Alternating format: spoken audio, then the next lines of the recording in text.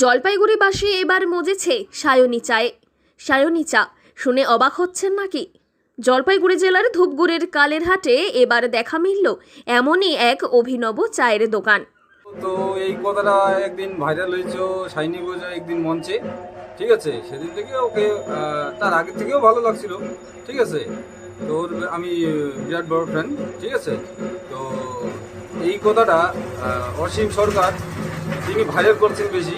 তো সেদিন থেকে চিন্তাধারা ছিল আমার যে চার দোকানটা সাইনি লাগাও চা, সেটা বলতে পারবো না, কিন্তু আমি নাম দিয়েছি এটা দোকানে। অভিনেত্রী সায়নী ঘোষের বিরাট বড় ফ্যান নাকি বিক্রেতা ওই যুবক, তাই এবার ভাইরাল সায়নী ঘোষের নাম ও ছবি দিয়েই চায়ের দোকান খুলেছেন তিনি।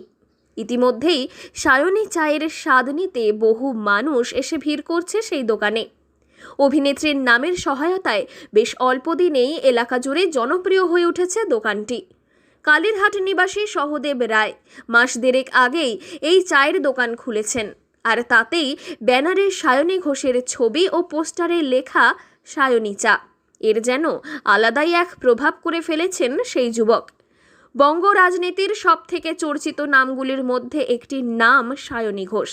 অভিনয় জগৎ থেকে রাজনৈতিক ময়দানে সায়নীকে চেনেন না এমন কেউ নেই।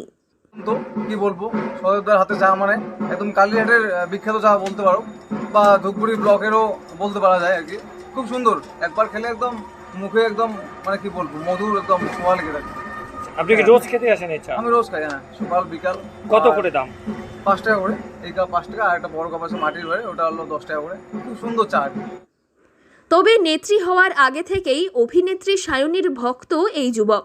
নিজের বাড়িতে 2 ছেলে ও স্ত্রীকে নিয়ে সংসার চালাতে অবশেষে অভিনেত্রীর নামেরই দ্বারস্থ হলো সে, যা নিয়েই রীতিমতো বেশ এলাকায় নাম কামিয়েছে ওই যুবক। তবে ঋণাত্মক চিন্তায় নয়, বরং ধনাত্মক ভাবনাতেই তিনি মানুষের কাছে বার্তা দিয়েছেন। জলপাইগুড়ি থেকে সুরজিৎদের রিপোর্ট, লোকাল 18 বাংলা।